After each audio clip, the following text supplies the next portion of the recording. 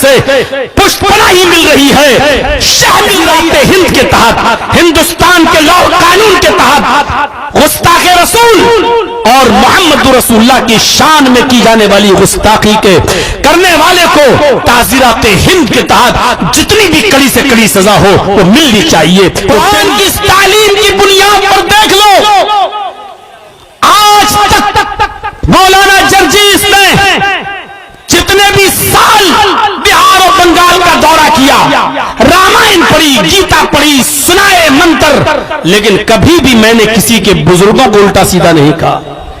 جب بھی رام چندر جی کا نام آیا تو رام چندر جی، مریادا پرشوتم، کرشن جی مریادا پرشوتم، یہی نام لیے ہیں۔ اور یہ ہمارا مذہب ہمیں سکھاتا ہے، یہ ہمارا دین ہمیں سکھاتا ہے کہ تم کسی کے بزرگوں کو برا بھلا مت کہو، ورنہ وہ تمہارے رب کو، تمہارے اللہ کو برا بھلا کہیں گے۔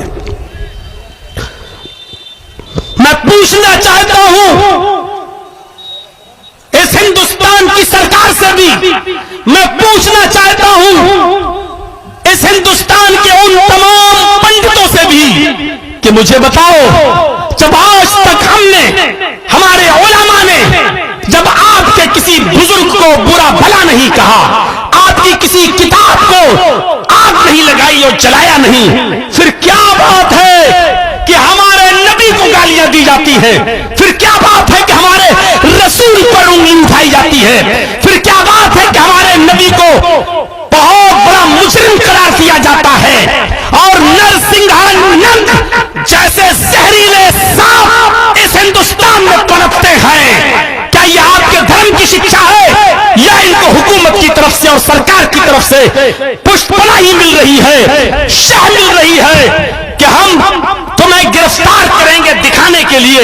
حقیقت میں وہ گرفتاری نہیں ہوگی، بلکہ تمہاری سیکورٹی ہوگی، تمہاری حفاظت ہوگی۔ میں پوچھنا چاہتا ہوں کہ جب ہم اور مسلمان جب کسی کے بزرگوں کو گالی نہیں دیتے تو پھر کیا بات ہے کہ ہمارے نبی جناب محمد رسول اللہ کی شان میں گستاخی ہو؟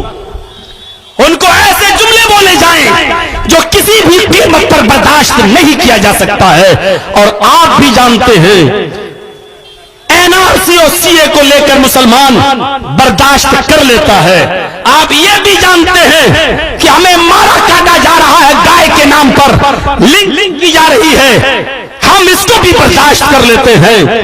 لیکن آپ یہ بھی اچھی طریقے سے جانتے ہو کہ مسلمان سب کچھ برداشت کر سکتا ہے، لیکن اپنے نبی جناب محمد رسول اللہ کی شان میں ہونے والی گستاخی کو منظور نہیں کر سکتا، برداشت نہیں کر سکتا۔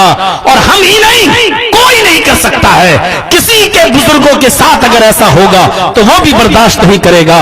اس لیے میرے بھائیوں، ایسے لوگوں پر انکش لگایا جائے۔ میں یہ نہیں کہتا ہوں کہ گستاخ رسول کی ایک ہی سزا، سر تن سے جدا۔ میں نہیں کہتا ہوں یہ سب جملے، کیونکہ میں جانتا ہوں کہ ہمیں جس ملک میں رہتے ہیں وہاں ہمیں اس ملک کے قانون کو ماننا ہے، اس ملک کے قانون کو ہمیں فالو کرنا ہے۔ لہذا میں یہ کہتا ہوں کہ تعزیرات ہند کے تحت، ہندوستان کے لاء قانون کے تحت گستاخ رسول اور محمد رسول اللہ کی شان میں کی جانے والی گستاخی کے کرنے والے کو تعزیرات ہند کے تحت جتنی بھی کڑی سے کڑی سزا ہو وہ ملنی چاہیے، وہ دینی چاہیے، تاکہ بھوشیہ کے اندر اور مستقبل کے اندر کوئی بھی کسی کے بزرگ کے ساتھ کھلواڑ نہ کرے اور اس کے ساتھ کی توہین نہ کرے۔ یہ ہونا چاہیے ہمارے ساتھ۔ کیسے پیدا ہو جاتے ہیں ایسے لوگ؟ کیا عزت رہ جاتی ہے ایسے شخص کی؟ کیا ایسے شخص کو دین کا گیان ہے، دھرم کا گیان ہے؟ کیا دھرم نے کبھی یہ سکھلایا ہے؟ کیا کوئی بھی مذہب یہ کہہ سکتا ہے کہ تم دوسرے مذہب کے لوگوں کو ایسا ایسا بولو، اس کے بڑوں کو ایسا کہو؟ ارے ہمارے نبی محمد رسول اللہ صلی اللہ علیہ وسلم تو وہ تھے جب جنگ خیبر ہوئی اور خیبر جب ختم ہو گئی اور یہودیوں کو جب جلا وطن کیا جانے لگا کہ جاؤ اب تم اس علاقے کو چھوڑ کر دوسرے علاقے میں جاؤ، تو جانے سے پہلے ان یہودیوں نے کہا اے محمد ابن عبداللہ، محمد رسول اللہ، ہم جا رہے ہیں اپنے اس وطن کو چھوڑ کر، ہم نے شکست کھائی ہے، آپ نے اور آپ کے ساتھیوں نے ہمیں جلا وطن کیا، ہم جانے کے لیے تیار ہیں، لیکن میری ایک شرط ہے۔ کیا ہے؟ فرمایا کہ آپ اگر ہماری اس ریکویسٹ کو منظور کر لیں گے تو بہت اچھا ہے۔ فرمایا کیا ہے وہ ریکویسٹ، کیا ہے وہ گزارش؟ فرمایا اے اللہ کے نبی صلی اللہ علیہ وسلم، آپ کے ساتھیوں نے، آپ کے صحابہ نے جنگ کے دوران ہمارا جو مال لوٹا ہے ہمیں وہ واپس نہیں چاہیے، جو سامان لوٹا ہے وہ بھی ہمیں واپس نہیں چاہیے، جو برتن لوٹے وہ بھی ہمیں واپس نہیں چاہیے، جو بھی انہوں نے لوٹا، میری مال، میری دولت، میرے گھر مکان، ہمیں واپس نہیں چاہیے، مال غنیمت کے طور پر وہ سب آپ لے لیجئے، ہمیں نہیں چاہیے، لیکن ہم موسیٰ علیہ السلام کو مانتے ہیں، ہمارا ایمان ہے ان پر، اور ان پر جو کتاب نازل ہوئی تھی تورات، آپ کے ساتھیوں نے ہمارے تورات کے نسخے بھی لوٹ لیے، ہمارے تورات کی کتابیں بھی لے لیے، تورات بھی انہوں نے لوٹ لیا ہمارے سامان کے ساتھ ساتھ۔ ہم چاہتے ہیں جانے سے پہلے ہمیں ہماری توراتیں واپس کر دی جائیں، جو لوٹے ہوئے نسخے وہ ہمیں دے دیے جائیں۔ امام کائنات جناب محمد رسول اللہ صلی اللہ علیہ وسلم کی آنکھیں سرخ ہو گئیں۔ اے صحابیوں، یہ یہودی کیا کہہ رہے ہیں؟ کیا تم نے ان کی کتابیں بھی لے لی ہیں؟ ان کتابوں کو بھی لوٹ لیا ہے؟ جاؤ سارا سامان اکٹھا کرو اور ان کی جتنی بھی کتابیں، تورات کے جتنے بھی نسخے ہیں، وہ سارے کے سارے نسخے حاصل کر کے اکٹھا کر کے ان کو دے دو۔ موسیٰ علیہ السلام ہمارے بھائی تھے، ان کے اوپر تورات نازل ہوئی تھی، یہ لوگ تورات پر ایمان رکھتے ہیں، ہمیں ان کی کتابوں سے دشمنی نہیں ہے، ہمیں ان کے مذہب سے بھی دشمنی نہیں ہے، انہوں نے اسلام کے خلاف جو سازشیں کی تھی اس کی سزا ان کو مل گئی۔ اپنے مذہب پر یہ کھل کر عمل کرے، اپنی کتابیں یہ کھل کر پڑھے، اپنے گرجاؤں میں یہ کھل کر عبادت کرے، ہمیں ان سے کوئی اعتراض نہیں ہے، لہذا ان کی کتابیں، ان کے تورات ان کو دے دیے جائیں۔ آپ نے ان کی کتابیں واپس کر دی۔ آئے گودی میڈیا کے اینکروں، یہ محمد رسول اللہ کا عدل تھا، یہ نبی اکرم صلی اللہ علیہ وسلم کا انصاف تھا۔ اس بھارت کے اندر غور کرو، وہ لوگ کیا عدل کریں گے جو ایک طبقے کو اور مسلمانوں کے دل کو جلانے کے لیے بھرے بازار میں قرآن کو جلا دیتے ہو تاکہ مسلمانوں میں آگ لگے، بھڑکے اور دنگا ہو، ہماری کتاب قرآن کے اوراق کو پھاڑ کر مارکیٹوں میں ڈالا جاتا ہے، ہماری کتاب قرآن کو جلانے کی کوشش کر کے اس کو راکھ بنا کر ہوا میں اڑایا جاتا ہے۔ غور کیجئے، جہاں ایسے ایسے معاملات آتے ہوں ان کو محمد رسول اللہ سے سیکھنا چاہیے کہ اللہ کے نبی نے ان یہودیوں کو تورات کے نسخے واپس کروا دیے۔ جب رات ہو گئی، کہنے لگے اللہ کے نبی رات ہو گئی ہے، میں صبح چلا جاؤں گا، صبح چلا جاؤں گا، رات سونے کے لیے ہمیں جگہ دلوا دیجئے، ہم صبح ہوتے ہی ہوتے آپ کا علاقہ، آپ کی بستی چھوڑ دیں گے۔ کوئی محفوظ جگہ نظر نہیں آئی تو اللہ کے نبی نے صحابہ کو حکم دیا، ان یہودیوں کو مسجدوں میں لے جاؤ اور وہیں پر سلا دو، اس لیے کہ مسجدوں سے زیادہ سرکشت اور محفوظ جگہ ان کو سونے کے لیے نہیں ملے گی، لہذا ان یہودیوں کو مسجدوں میں سلایا گیا، اور صبح ہوتے ہی وہ یہودی وہاں سے نکل جاتے ہیں۔ یہ نبی اکرم کی انسانیت تھی، یہودیوں کو مسجدوں میں سلا رہے ہیں اور یہودیوں کے لوٹے ہوئے تورات کے نسخے بھی واپس کر رہے ہیں۔ ایسی مثالیں کہاں ملتی ہیں؟ آج ہمیں چڑھایا جاتا ہے، کبھی NRC کے نام پر، کبھی CAA کے نام پر، کبھی ہمیں چڑھایا جاتا ہے مذہبی بنیاد پر، کبھی ہمیں چڑھایا جاتا ہے زیادہ بچے پیدا کرنے والا کہا جاتا ہے، جبکہ یہ سب کچھ فیک ہے، جھوٹ ہے، اور اس کی کوئی بھی نہ گورنمنٹ سطح پر کوئی اس کی تصدیق ہوئی ہے، لیکن یہ ساری باتیں کہہ کر ہمارے دل کو ہماری دل آزاری کی جاتی ہے اور ہمیں پریشان کرنے کی کوشش کی جاتی ہے۔ جتنا عدل ہوگا اور جتنا انصاف ہوگا، یہ ملک اتنا ہی، میرے بھائی بھائیوں ترقی کرے گا. ہمیں اور آپ کو سوچنا چاہیے اور غور کرنا چاہیے کہ عدل کیا ہے اور انصاف کیا ہے. اللہ قرآن کیا کہتا ہے؟ من قتل نفسا بغیر نفس او فساد فکأنما قتل الناس جميعا.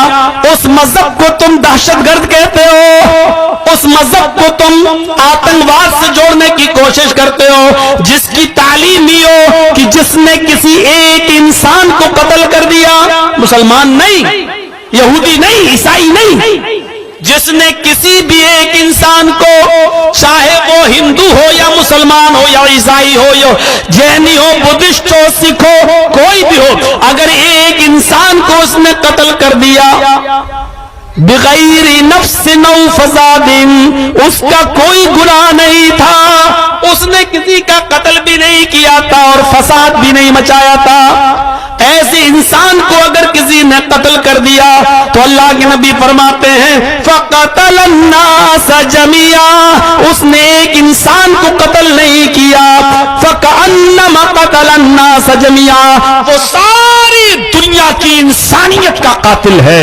ایک انسان کے قتل کو ساری دنیا کے لوگوں کا اور ساری انسانیت کا قتل قرار دیا ہے. دنیا کا کوئی مذہب ہمیں دکھاؤ جو یہ کہتا ہو ایک انسان کے قتل کو ساری انسانیت کا قتل، کہاں ملے گا؟ یہ انسانیت تھی. جرجیت صاحب روزے سے ہیں اور جرجیت صاحب کے پڑوس میں ہندو رہتا ہے، سکھ رہتا ہے، عیسائی رہتا ہے، اور اس پڑوسی کو آپریشن ہونا ہے، 4 بج چکے ہیں، روزہ کھولنے میں ابھی 2 گھنٹہ باقی ہے، لیکن ڈاکٹر نے کہہ دیا کہ جرجیت صاحب آپ کے باڈی میں جو بلڈ ہے وہی اس پڑوسی کو چاہیے، آپ کا بلڈ اس کے بلڈ سے ٹچ ہے، اگر ایک بوتل بلڈ اگر ابھی اس کو نہیں ملا تو وہ مر جائے گا.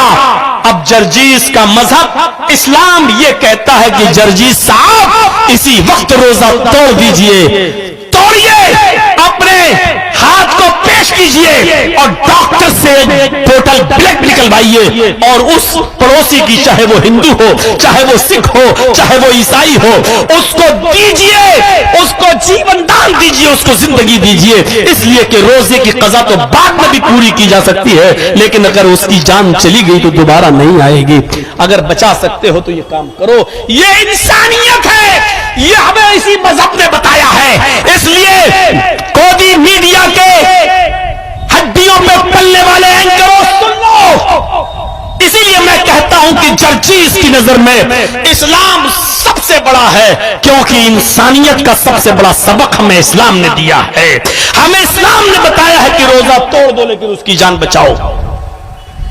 1 ml 2 ml بلڈ نکالنا وہ الگ بات ہے، چلو بلڈ کی جانچ ہونا ہے، ڈینگو کی جانچ ہونا ہے، وہ ایک الگ چیز ہے، روزہ نہیں ٹوٹے گا. لیکن ایک بوتل نکلوانا ہے، 250-300 ml بلڈ دینا ہے اور اس کی جان بچانا ہے، تو اتنا زیادہ بلڈ نکالنے کے بعد تو روزہ ٹوٹ جائے گا. لہذا اس روزے کو توڑ دو، اس کی قضا بعد میں کر لینا، لیکن اس یہودی کی، اس عیسائی کی، اس مسلمان کی یا اس ہندو کی جان کو بچانا اس وقت ضروری ہے. یہ اسلام ہمیں سبق دیتا ہے، یہ اسلام ہمیں سکھاتا ہے. اس لیے اسلام نے ہمیں بتایا ہے کہ انسانیت کیا ہے. محمد رسول اللہ صلی اللہ علیہ وسلم کو پتا چلا ایک یہودی بچہ میری خدمت کرتا تھا، وہ بیمار ہو گیا. بخاری شریف کا واقعہ، اللہ کے نبی اس 12 سال کے بچے کو دیکھنے کے لیے گھر پہ چلے گئے، اس یہودی بچے کے پاس بیٹھ گئے، وہ آخری سانسیں لے رہا تھا، آخری سانسیں، اور برابر اللہ کے نبی صلی اللہ علیہ وسلم کو دیکھا جا رہا تھا اور سانس اس کی اٹکی ہوئی تھی. اللہ کے نبی صلی اللہ علیہ وسلم نے اس یہودی بچے کے سر پہ ہاتھ رکھا اور کہا، بیٹے قل لا الہ الا اللہ، لا الہ الا اللہ کہہ دو. بیٹا لا الہ الا اللہ پڑھ لو. اس نے اپنے باپ کی طرف دیکھا، اس یہودی بچے نے اپنے باپ کی طرف دیکھا یعنی میرے باپ کہیں ناراض تو نہیں ہوں گے. باپ کو معلوم تھا کہ بیٹا بچپن سے نبی کی خدمت میں لگا ہے اور وہ بار بار کہہ بھی چکا تھا کہ ابو محمد رسول اللہ بہت اچھے ہیں, میں ان کے بعد جاؤں گا, ان کی باتیں ہمیں اچھی لگتی ہیں, میں بھی اسلام لانا چاہتا ہوں. لیکن باپ کے ڈر سے وہ اور ڈانٹ سے وہ اسلام نہیں لاتا تھا. آج وہ اپنے باپ کو پھر دیکھ رہا ہے. باپ نے اشارے سے کہہ دیا بیٹے تمہارا دل جس پر مطمئن تھا وہی کرو. تم اس سے پہلے بھی محمد رسول اللہ کی باتوں کو مانا کرتے تھے, آج بھی مان لو. باپ نے جب اجازت دے دی تو اس بچے نے ہنستے ہوئے کلمہ پڑھ لیا, لا الہ الا اللہ محمد رسول اللہ. اس بچے کی زبان سے یہ کلمہ نکلا اور وہ بچہ انتقال کر گیا. اس بچے کی ڈیتھ ہو گئی. نبی اکرم صلی اللہ علیہ وسلم کے آنکھوں میں آنسو آئے, لیکن آسمان کی طرف نظر ڈالتے ہوئے فرمایا الحمدللہ الذی انقذہ من النار. تمام تعریفیں اس اللہ کے لیے جس نے مرنے سے پہلے اس بچے کو جہنم کی آگ سے بچا لیا. مرنے سے پہلے اس بچے کا انتقال, اس کا خاتمہ توحید پر فرمایا. تمام تعریفیں اس اللہ کے لیے جس نے اس بچے کو جہنم کی آگ سے محفوظ کر لیا. تو میں کہنا یہ چاہتا تھا میرے بھائیوں کی محمد رسول اللہ یہودیوں کی بھی تیمارداری کیا کرتے تھے, یہاں تک کہ چھوٹے چھوٹے بچوں کی بھی عیادت کرنے میں آپ کو عار نہیں آیا کرتی تھی, آپ شرم محسوس نہیں کرتے تھے. یہی تو انسانیت ہے. آپ ہندو بھائیوں کے اور یہودی اور عیسائیوں کی عیادت میں بھی جا سکتے ہیں, آپ ان کو دیکھنے بھی جا سکتے ہیں, ان کی مدد بھی کر سکتے ہیں, ان کو پھل فروٹ بھی لے کر دے سکتے ہیں. بلکہ اگر کوئی غیر مسلم بھائی آپ کا دوست ہے اور انتقال کر گیا تو آپ اس کی میت میں اس کے پیچھے پیچھے بھی جا سکتے ہو, یہاں تک کہ اگر اس کو جلایا جاتا ہے تو آپ شمشان گھاٹ بھی جا سکتے ہو. ہاں اتنا ضرور ہے کہ آپ اس میں شامل ہو سکتے ہو, لیکن آپ اپنے ہاتھ سے لکڑی لے کر اس آگ کو, اس میت کو, اس کو جلا نہیں سکتے, اس لیے کہ اتھارٹی اللہ کے رسول نے آپ کو نہیں دی, اسلام آپ کو یہ نہیں دیتا. آپ وہاں شامل ہو سکتے ہو, ان کے غم میں شریک ہو سکتے ہو, لیکن آپ اپنے ہاتھ سے اس کو آگ نہیں لگا سکتے ہو. میرے